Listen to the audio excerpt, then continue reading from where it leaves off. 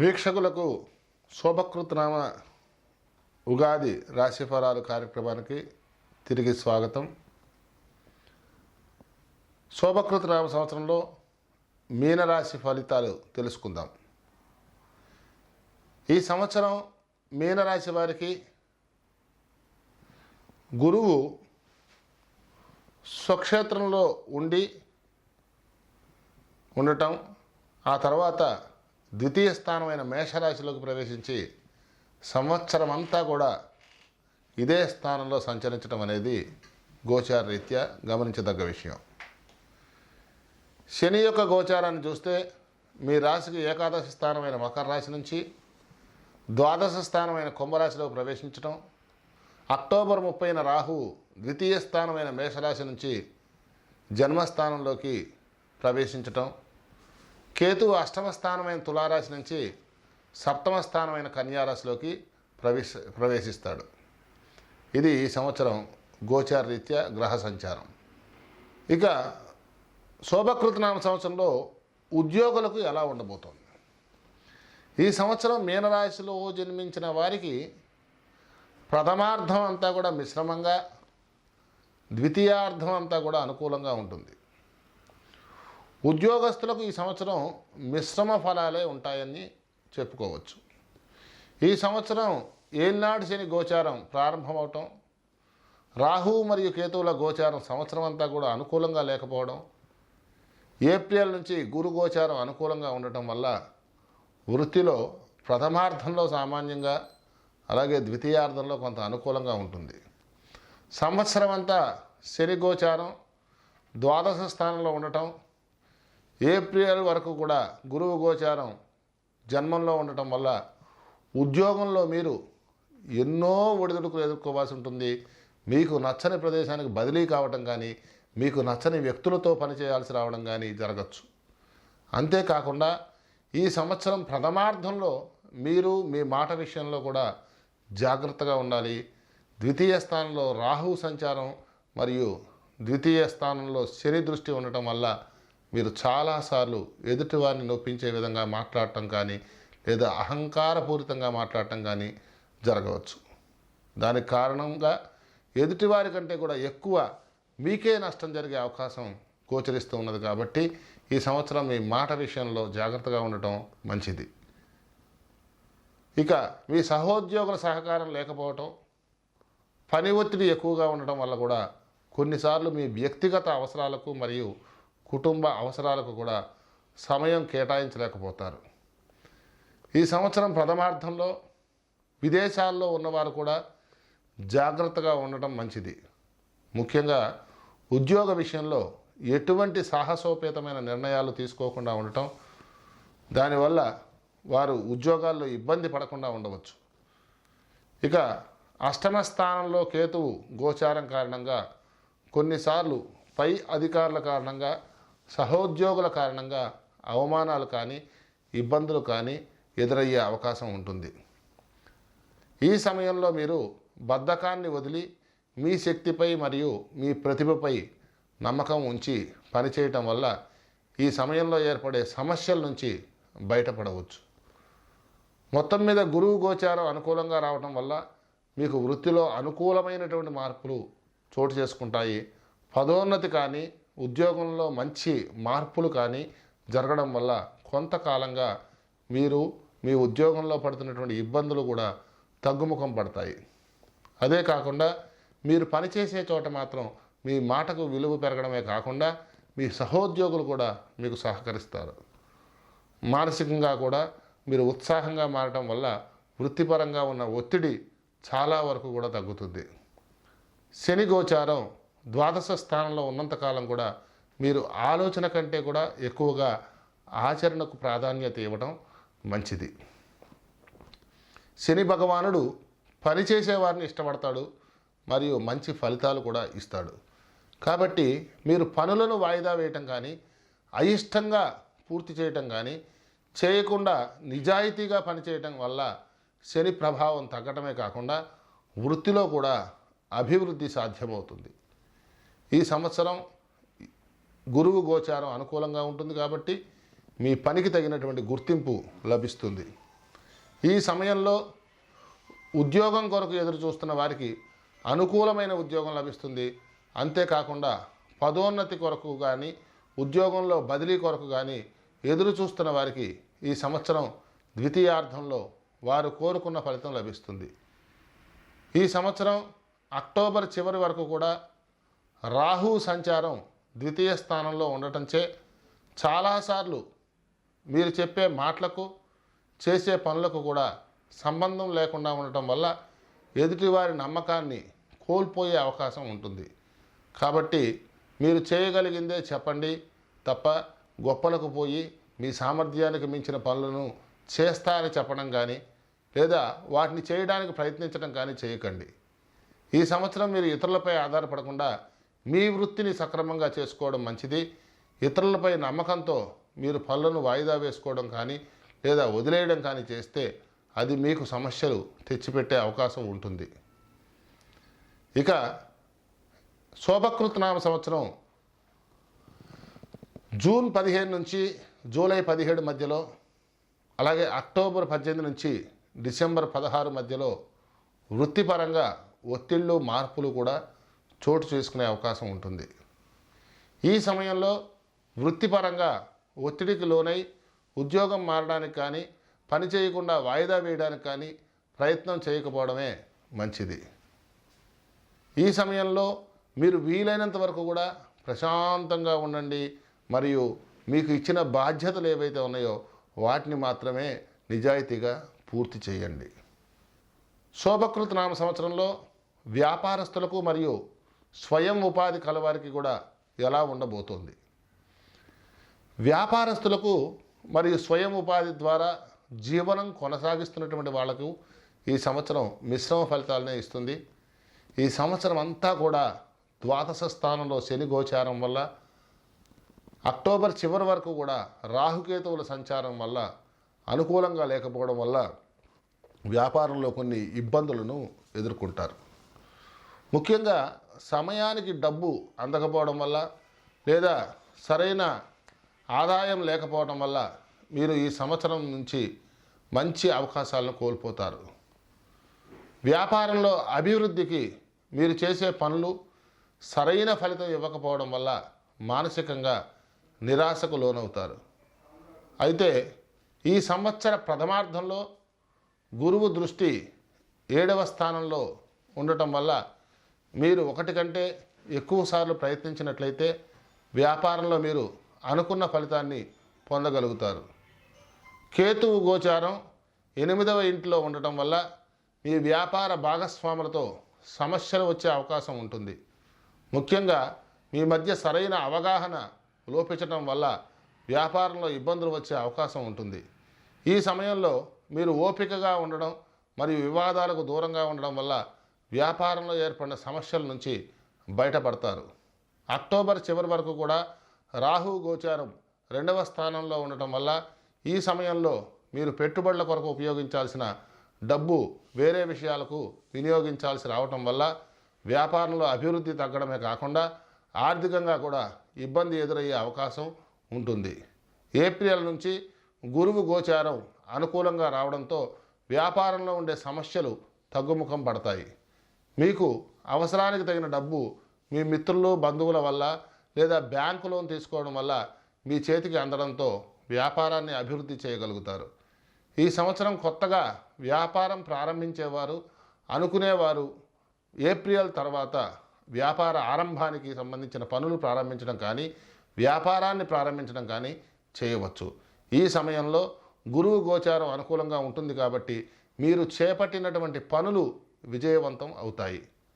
మొత్తం మీద శోభకృత నామ సంవత్సరంలో అంతా శని గోచారం ద్వాదశ స్థానంలో ఉంటుంది కాబట్టి వ్యాపార సంబంధ పెట్టుబడుల విషయాల్లో చాలా జాగ్రత్తగా ఉండటం మంచిదని సూచన.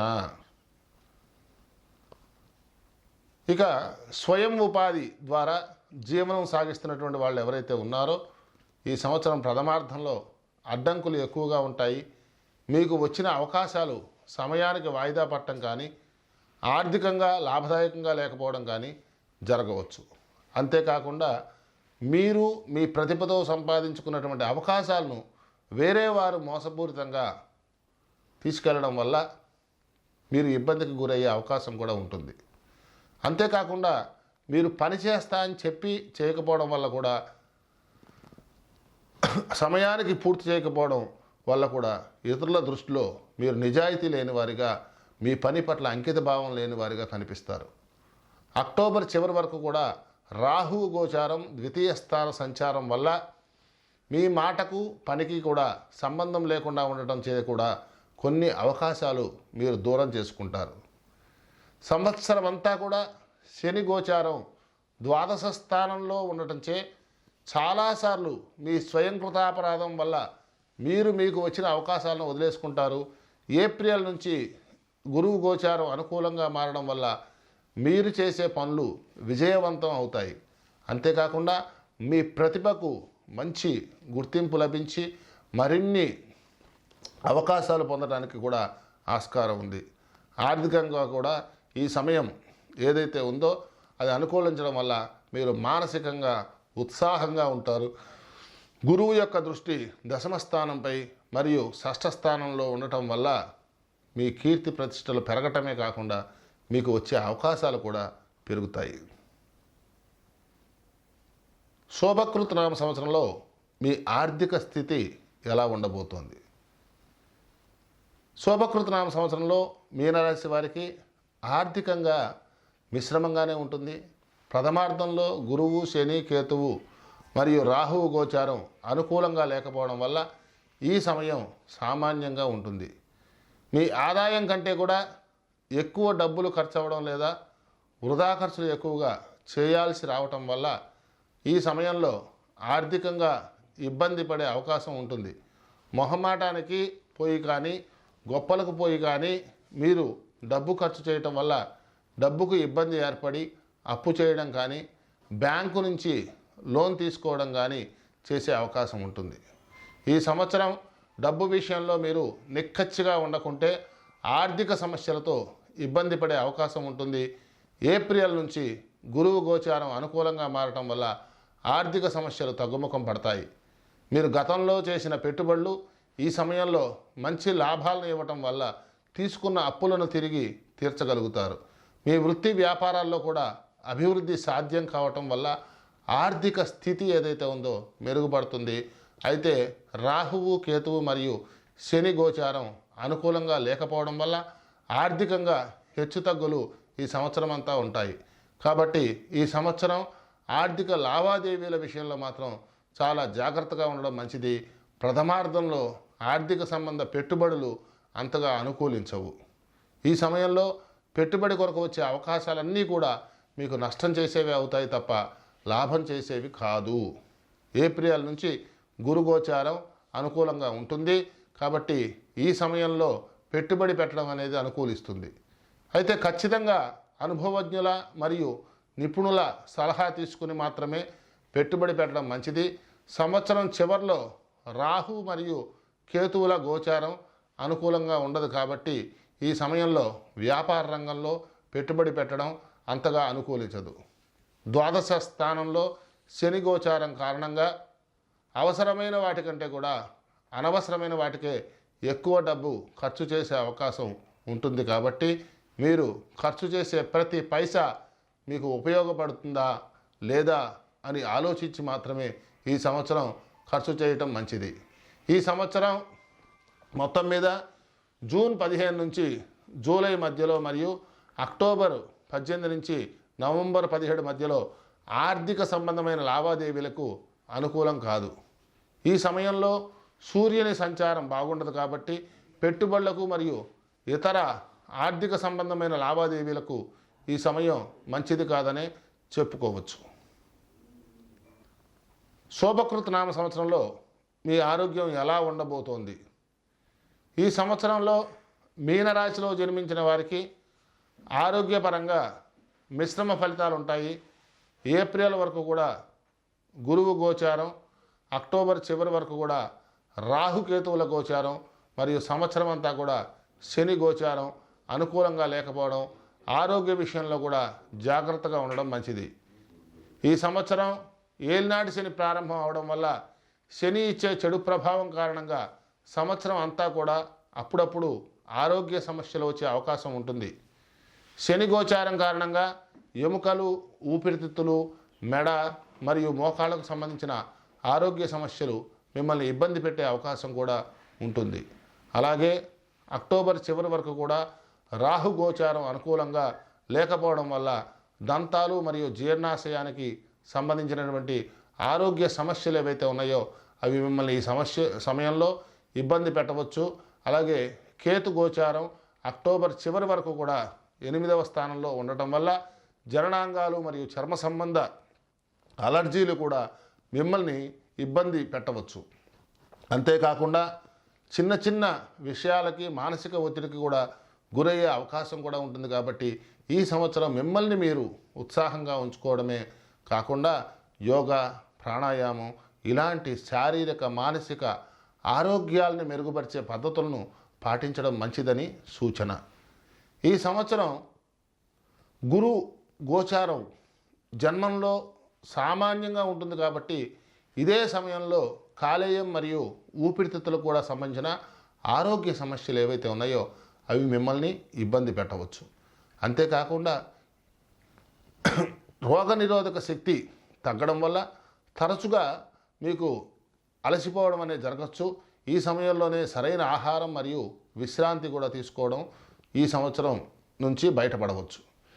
ఏప్రిల్ నుంచి ఈ సంవత్సరం అంతా కూడా గురు గోచారం అనుకూలంగా ఉంటుంది కాబట్టి ఆరోగ్య సమస్యలు తగ్గుతాయి. అంతేకాకుండా గురువు గోచారం అనుకూలంగా ఉండటం వల్ల శని, రాహు మరియు కేతువు ఇచ్చే చెడు ప్రభావం కూడా తగ్గుముఖం పడుతుంది.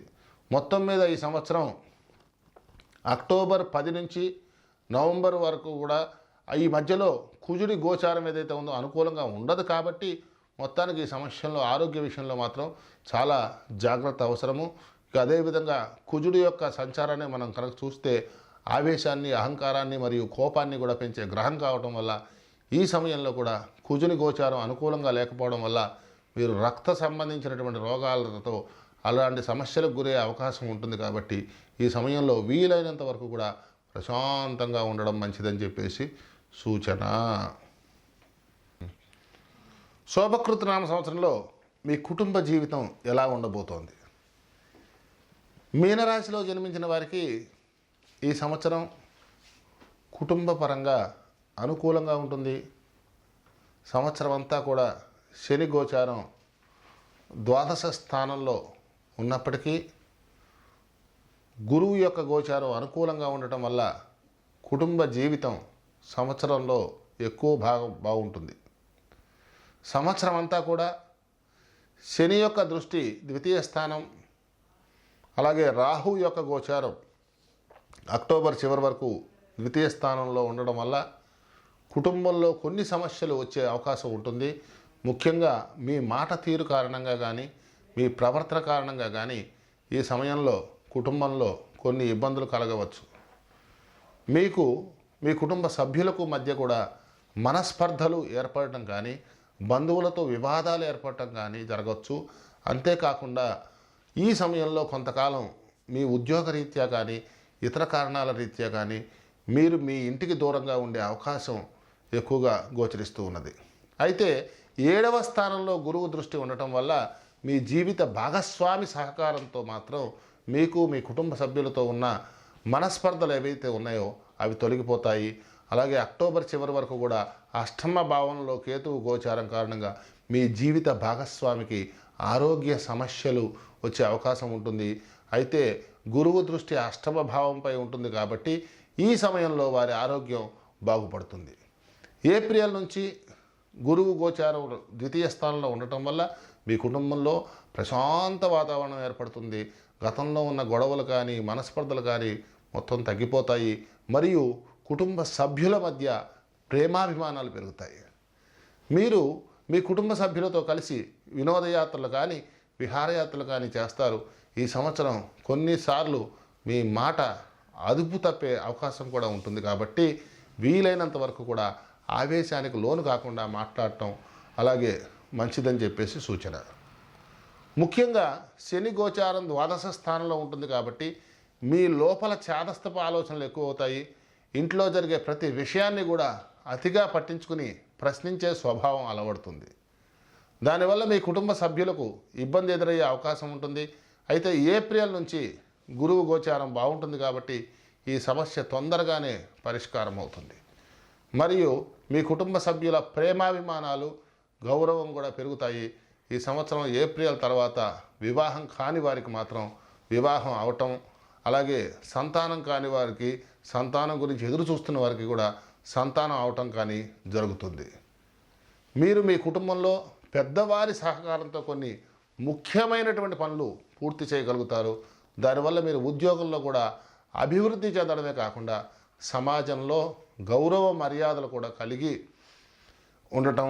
ఈ సంవత్సరం చివరిలో రాహు సంచారం వల్ల 1వ స్థానంలో మరియు కేతువు గోచారం 7వ స్థానంలో రావడం వల్ల భార్యాభర్తల మధ్య కూడా కొన్ని మనస్పర్ధలు ఏర్పడటం కానీ సమస్యలు రావడం కానీ జరిగే అవకాశం గోచరిస్తూ ఉన్నది. ముఖ్యంగా ప్రథమ స్థానంలో రాహువు అహంకారాన్ని మరియు ఎవరి మాట వినని స్వభావాన్ని కూడా ఇస్తాడు. కాబట్టి దాని కారణంగా మీ కుటుంబంలో ముఖ్యంగా మీ జీవిత భాగస్వామితో ఈ సమయంలో మనస్పర్ధలు వస్తాయి. మీ ఇంటిలో కూడా పెద్దవారి కారణంగా ఈ మనస్పర్ధలు తొందరగానే ముగిసిపోతాయి అని చెప్పేసి ఈ గోచారం వల్ల తెలుసుకోవచ్చు. శోభకృతనామ సంవత్సరంలో విద్యార్థులకు ఎలా ఉండబోతోంది? ఈ సంవత్సరం విద్యార్థులకు మిశ్రమ ఫలితాలను ఇస్తోంది. ఈ సంవత్సరం అంతా కూడా శని గోచారం ద్వాదశ స్థానంలో ఉండటం వల్ల విద్యార్థులు ఏకాగ్రత తగ్గడమే కాకుండా సమయాన్ని ఇతర విషయాల మీద కూడా వృధా చేసే అవకాశం ఉంటుంది. శని దృష్టి ద్వితీయ స్థానంపై మరియు 9వ స్థానంపై ఉండటంచే విద్యార్థులకు చదువు విషయంలో కొన్ని ఆటంకాలు ఏర్పడే అవకాశం ఉంటుంది. మొత్తానికి ఈ సమయంలో మాత్రం వీరు ఉపాధ్యాయుల మరియు పెద్దల సహాయ సహకారాలు తీసుకోవడం మంచిది. దాని కారణంగా చదువులో అభివృద్ధి కలగడమే కాకుండా సరైన విధంగా జీవితాన్ని మలుచుకోగలుగుతారు. ఏప్రిల్ వరకు కూడా గురు గోచారం 1వ స్థానంలో ఉండటంచే ఈ సమయంలో విద్యార్థుల్లో అహంకారం పెరగడం కానీ ఎవరి మాట కూడా వినని స్వభావం అలవాటు అవ్వడం కానీ జరగవచ్చు. అయితే ఈ సమయంలో గురువు దృష్టి 9వ స్థానంపై ఉంటుంది. కాబట్టి గురువుల మరియు పెద్దవారి సహకారంతో విద్యార్థులు తమ తప్పులను సరిదిద్దుకునే అవకాశం కూడా ఉంటుంది. ఏప్రిల్ నుంచి గురువు గోచారం 2వ స్థానంలో అనుకూలంగా ఉండటం వల్ల వీరికి చదువు మీద శ్రద్ధ పెరుగుతుంది. అంతేకాకుండా పరీక్షల్లో కూడా మంచి మార్కులతో ఉత్తీర్ణత సాధిస్తారు. కొత్త విషయాలు నేర్చుకోవాలనేటటువంటి ఉత్సాహం పెరగటం మరియు దానికోసం కృషి చేయటం వల్ల మీరు పరీక్షల్లో సాధించిన విజయాలతో పేరు ప్రఖ్యాతులు సంపాదించుకోగలుగుతారు. అంతేకాకుండా వారి కుటుంబానికి కూడా పేరు తీసుకొస్తారు. విదేశాల్లో ఉన్నత విద్యాభ్యాసం చేయాలనుకునే విద్యార్థులు మాత్రం ఈ సంవత్సరం కఠినంగా శ్రమించాల్సినటువంటి అవసరం ఉంటుంది. ద్వాదశ స్థానంలో శని గోచారం కారణంగా మంచి విశ్వవిద్యాలయాల్లో ప్రవేశం పొందడానికి విద్యార్థులు ఎక్కువగా ప్రయత్నించాల్సి ఉంటుంది. కాబట్టి ఈ విషయంలో నిరాశ చెందకుండా ప్రయత్నించడం అనేది మంచిది.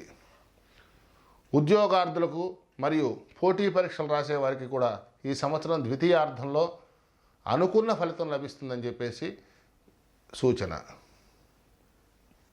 శోభకృత నామ సంవత్సరంలో మీనరాశి వారు ఏ గ్రహాలకు ఏ పరిహారాలు చేసుకోవాలి?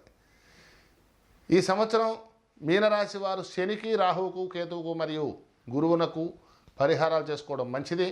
ఈ సంవత్సరం ఏలినాటి శని ప్రారంభమవుతుంది కాబట్టి ప్రతిరోజు కానీ ప్రతి శనివారం కానీ శని మంత్రజపం చేయించుకోవటం, అంతేకాకుండా మీ జీవన విధానాన్ని కూడా ఈ సమయంలో మార్చుకోవలసిన అవసరం ఉంటుంది. కాబట్టి ముఖ్యంగా బద్ధకానికి తావివ్వకుండా మీరు పనికి, సేవకు కూడా ప్రాధాన్యత ఇవ్వటం వల్ల శని ప్రభావం తగ్గడమే కాకుండా శని ఇచ్చే శుభ ఫలితాలు కూడా మీకు అనుభవానికి వస్తాయి.